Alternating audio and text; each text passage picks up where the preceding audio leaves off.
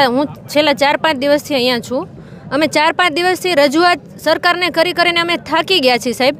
સવારથી હું આમનામ ભૂખી તરસી અહીંયા બેઠી છું. તમે અત્યારે જુઓ, મેં હજી હમણાં હાલમાં જ મેં દવા મંગાવી, મને અત્યારે ચક્કર આવે છે. સવારથી લઈને અમે રાત સુધી અહીંયા બેઠા છીએ. મને એટલી નથી ખબર પડતી આ સરકાર આટલી નિર્દય કઈ રીતે થઈ શકે. પણ તમને દિલાસો તો આપ્યો છે આજે સચિવે, એવા મને સમાચાર. એવા દિલાસા તો તારીખ ઉપર તારીખ આપીને દિલાસા આપતા જ રહેશે સાહેબ, પણ એ લોકો અમને જવાબ દેવા તૈયાર જ નથી. કે લોકો એ ના જ પાડે છે કે અમે તમને માર્ક્સ આપશું જ નહીં. હવે વાત તો એ નથી, પણ અત્યારે ગુજરાતની દીકરી રસ્તા ઉપર તો આવી ગઈ છે, પણ આ અડધી રાતે અહીંયા અમે મેદાનમાં બેઠા છીએ સાહેબ. હવે અમારો ન્યાય કોણ આપશે મને એ નથી ખબર પડતી સાહેબ.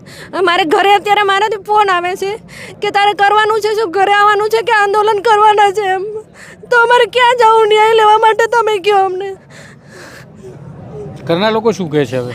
ઘરના લોકો તો ના જ પાડે છે સાહેબ, પણ મેં 2 વર્ષ સુધી મહેનત કરી છે. મારા પગમાં 2 વખત ઇન્જરી આવી ગયેલી છે, પણ 2 વર્ષ સુધી મેં જે ખર્ચો કર્યો છે, મેં મહેનત કરી છે, એનું શું?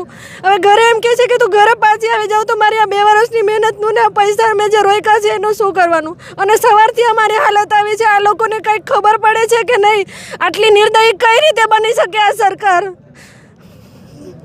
રાત્રિના સમયે ગુજરાત સાહેબ કોઈ પૂછવાય નથી આવ્યું, કોઈ સરકાર તરફથી હજી સુધીમાં કોઈ લોકોએ જવાબ પણ નથી આપ્યો. જ્યારે એ લોકોને મત જોતા હોય છે ત્યારે તો ઘરે મત લેવા આવે છે. આજે ગુજરાતની દીકરીઓ અહીંયા રાતે અડધી રાતે બેઠી છે. અમારા પરિવાર વગર અમે બેઠા, બધા ભાઈઓ અમારી સાથે છે.